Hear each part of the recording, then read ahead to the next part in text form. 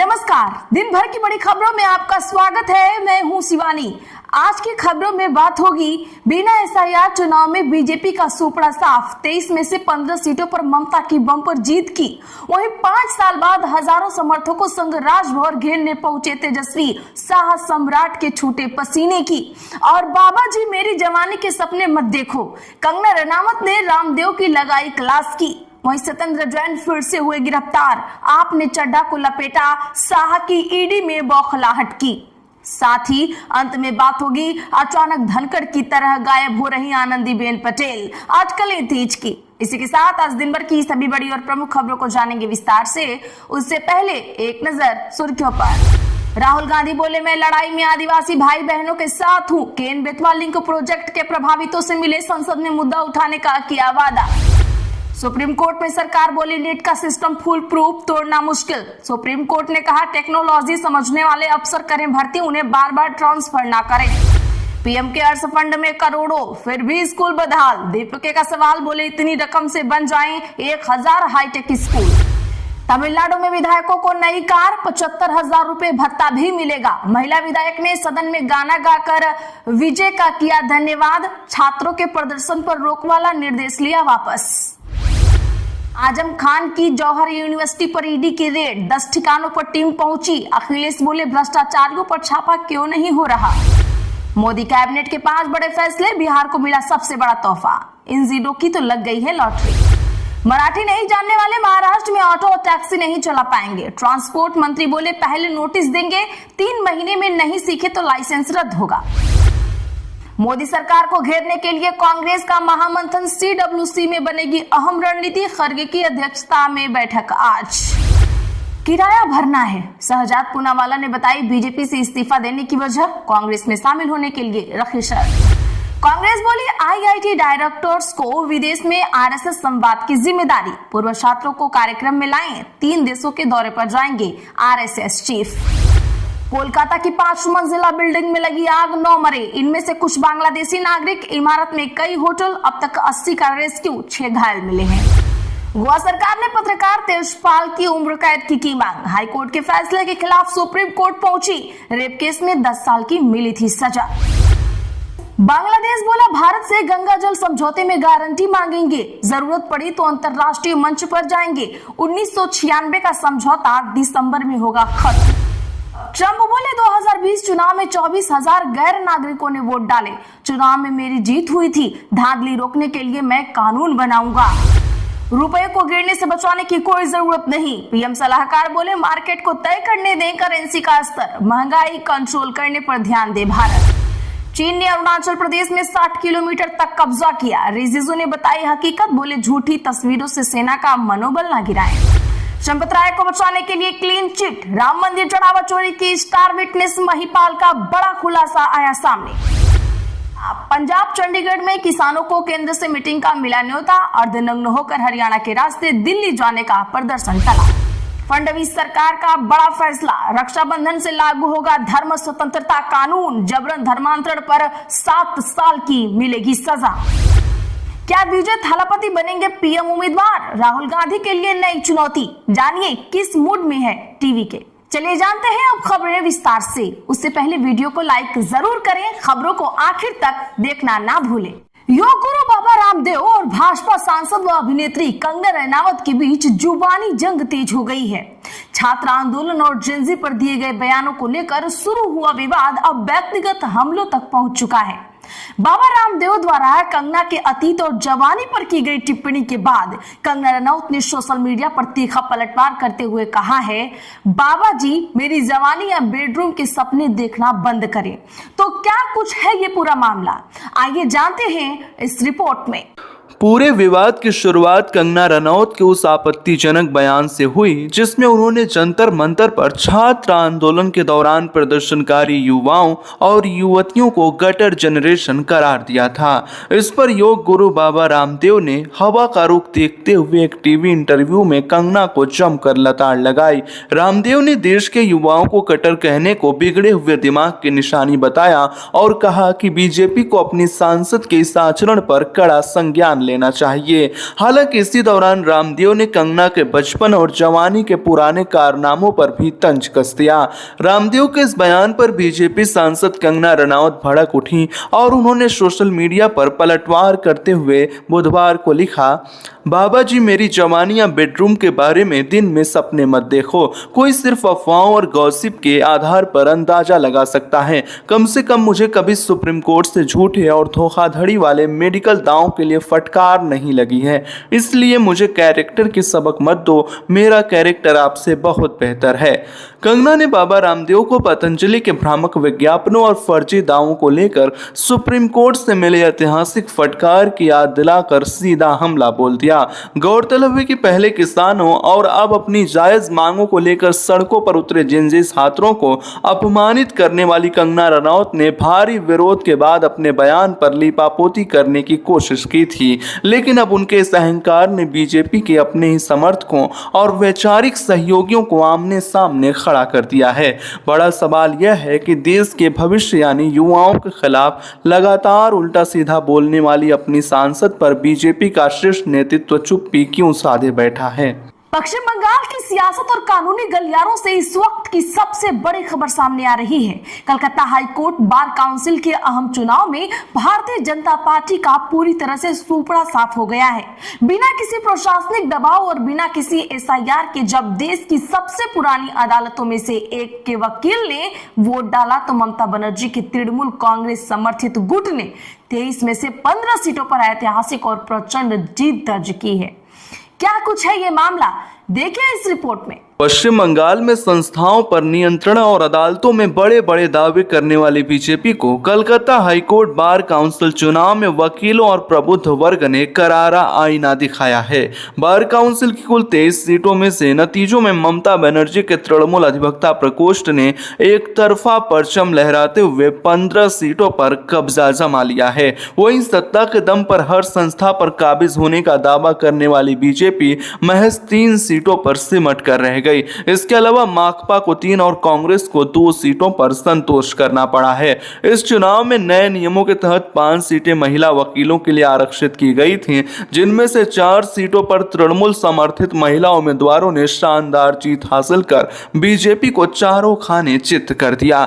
नतीजों के मुताबिक तृणमूल कांग्रेस के उम्मीदवार सुभाषिष चक्रवर्ती को चुनाव में सबसे अधिक वोट मिले। इसके अलावा वैश्वानर चट्टोपाध्याय, अंसार मंडल, अशोक देव, इंद्रनील बसु और सिद्धार्थ मुखर्जी समेत तृणमूल के तमाम दिग्गज प्रत्याशियों ने भारी मतों से जीत दर्ज की।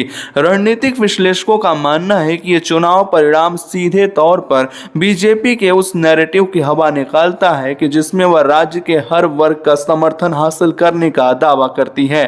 कानून और संविधान की समझ रखने वाले वकीलों के बीच बीजेपी की यह बिना एसआईआर हुए चुनाव में करारी हार साबित करती है कि जमीनी स्तर पर जनता और बौद्धिक वर्ग केंद्र सरकार की नीतियों और उनके सियासी हथकंडों को पूरी तरह नकार चुका है। कलकत्ता हाईकोर्ट बार काउंसिल के नतीजों ने साफ कर दिया है कि जब चुनाव पूरी तरह निष्पक्ष और पारदर्शी माहौल में होते हैं तो बीजेपी का जनाधार किस कदर धराशायी हो जाता है। वकीलों के इस जनादेश ने ममता बनर्जी को जहां कानूनी मोर्चे पर अजीब बढ़त दिलाई है, वहीं केंद्र और बीजेपी के दांवों की कलई खोल कर रखती है। बिहार में युवा और छात्रों के आक्रोश के सामने नीतीश और बीजेपी सरकार पूरी तरीके से घिरती नजर आ रही है। सिवान में छात्र आंदोलन के दौरान पुलिस द्वारा कथित AK-47 से फायरिंग और बेरोजगारी के मुद्दे को लेकर आज राजधानी पटना की सड़कें संग्राम का अखाड़ा बन गई हैं।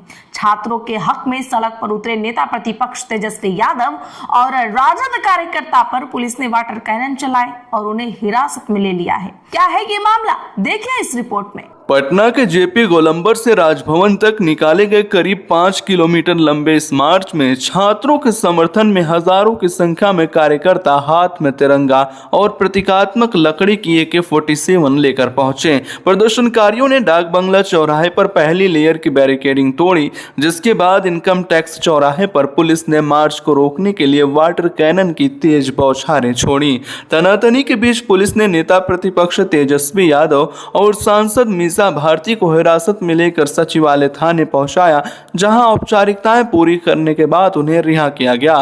थाने से बाहर आते ही तेजस्वी यादव ने सत्ता पक्ष पर सीधा हमला बोलते हुए कहा कि सरकार ये जवाब दे कि छात्रों पर AK-47 चलाने का आदेश किसने दिया था। जब तक मुख्यमंत्री इसकी जिम्मेदारी तय नहीं करेंगे और दोषियों पर कार्रवाई नहीं होती, तब तक रोजगार और छात्रों के न्याय की लड़ाई जारी रहेगी। वहीं सांसद मीसा भारती ने सरकार की नीयत पर सवाल उठाते हुए कहा कि सीवान की घटना में एक छोटे सिपाही को बलि का बकरा बनाने की बजाय वहां के DM और SP पर सख्त कार्रवाई होनी चाहिए। मार्च के बाद RJD सांसद मनोज झा के नेतृत्व में एक प्रतिनिधिमंडल ने राज्यपाल के सचिव को ज्ञापन सौंपा। मनोज झा ने आरोप लगाया कि सरकार कोर्ट में झूठे हलफनामे देकर सच्चाई छिपा रही है और बिहार में शिक्षा व रोजगार के पूरे ढांचे को दांव पर लगा दिया है। राजधानी दिल्ली में जांच एजेंसियों की कार्रवाई को लेकर एक बार फिर सियासी घमासान तेज हो गया है। दिल्ली जल बोर्ड के कथित सीवेज ट्रीटमेंट प्लांट टेंडर घोटाले में एंटी करप्शन ब्रांच यानी ACB ने आम आदमी पार्टी के वरिष्ठ नेता और पूर्व मंत्री सत्येंद्र जैन समेत 6 आरोपियों को राउज एवेन्यू कोर्ट में पेश किया है। लेकिन इस कार्रवाई के समय और तरीके ने केंद्र की भाजपा सरकार की मंशा पर गंभीर सवाल खड़े कर दिए हैं। विपक्ष इसे आगामी पंजाब चुनाव से पहले एजेंसियों का खुला दुरुपयोग और बदले की राजनीति बता रहा है।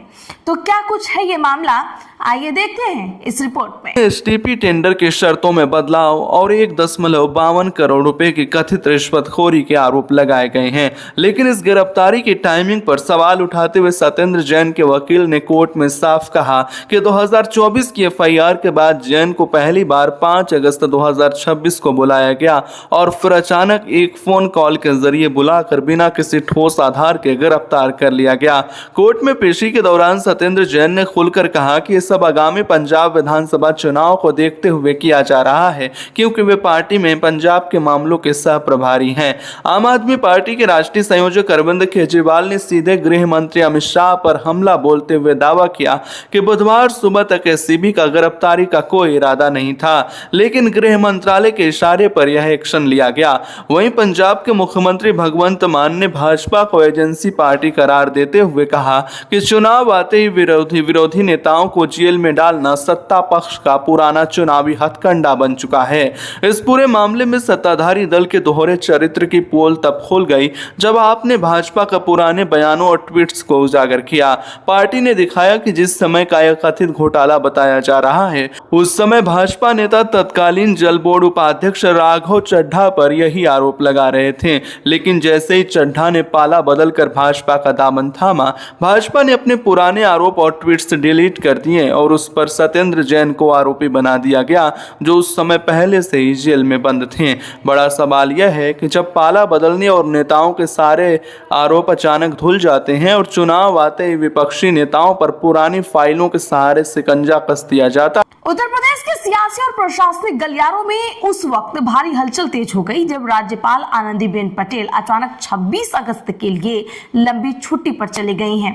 करीब 7 साल के कार्यकाल में यह पहला मौका है जब राज्यपाल ने आधिकारिक अवकाश लिया है। क्या यह सिर्फ एक पारिवारिक दौरा है या फिर हाल के दिनों में योगी सरकार की प्रशासनिक कार्यशैली और परियोजनाओं की जमीनी हकीकत पर राज्यपाल द्वारा उठाए गए तीखे सवालों का असर? आइए समझते हैं इस खास रिपोर्ट में। उत्तर प्रदेश के राज्यपाल आनंदीबेन पटेल राष्ट्रपति द्रौपदी मुर्मू से अनुमति लेकर 26 अगस्त तक के अवकाश पर अपने गृह राज्य गुजरात रवाना हो गई हैं। 29 जुलाई 2019 को कार्यभार संभालने के बाद ये पहला मौका है जब 7 वर्षों में उन्होंने कोई औपचारिक छुट्टी ली है। राजभवन के मुताबिक ये पारिवारिक कार्यक्रम है, लेकिन समय का चुनाव कई गंभीर सवाल खड़े कर रहा है। दरअसल पिछले कुछ महीनों से राज्यपाल के कड़े रुख ने यूपी की बीजेपी सरकार की असहजता बढ़ा दी थी। मुख्यमंत्री के गृह क्षेत्र गोरखपुर में राज्यपाल ने सरकारी हॉस्टलों की बदहाली और भोजन की खराब गुणवत्ता पर तीखा तंज कसा था।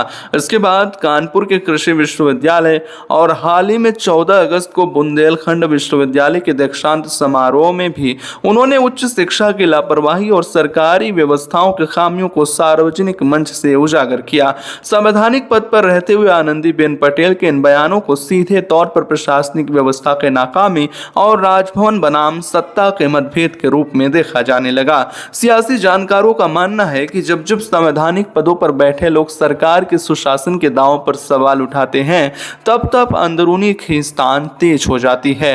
पूर्व में उपराष्ट्रपति जगदीप धनखड़ के संदर्भ में उठी अटकलों की तरह ही अब आनंदीबेन पटेल की इस अप्रत्याशित छुट्टी को भी बीजेपी के भीतर चल रही अंदरूनी तनातनी और असहजता से जोड़कर देखा जा रहा है। हालांकि स्वास्थ्य कारणों और हवाई यात्रा से परहेज की सलाह की भी चर्चा है, लेकिन इस पर कोई आधिकारिक बयान नहीं आया है। संवैधानिक व्यवस्था के तहत राजभवन का कामकाज जारी रहेगा और राज्यपाल के 27 अगस्त को लौटने की उम्मीद है, लेकिन इस अचानक लिए गए अवकाश ने बड़ा सवाल छोड़ दिया है कि क्या डबल इंजन सरकार के दांव के पोल अब अपने ही खोलने लगे तो उन्हें असहजता के घेरे में धकेल दिया गया है। विकास के नाम पर जल जंगल जमीन से आदिवासियों की बेदखली और बिना पुनर्वास के उन्हें विस्थापित करने के आरोपों पर केंद्र और मध्य प्रदेश की बीजेपी सरकार एक बार फिर घिरती नजर आ रही है। केन बेतवा लिंक प्रोजेक्ट से उजड़ रहे बुंदेलखंड के आदिवासी परिवारों के समर्थन में अब विपक्ष के नेता राहुल गांधी खुलकर सामने आ गए हैं। आंदोलनकारियों से मुलाकात के बाद राहुल गांधी ने सरकार की दमनकारी और बुलडोजर नीतियों की तीखी आलोचना करते हुए आदिवासियों के हक की लड़ाई को संसद से सड़क तक ले जाने का खुला ऐलान कर दिया है।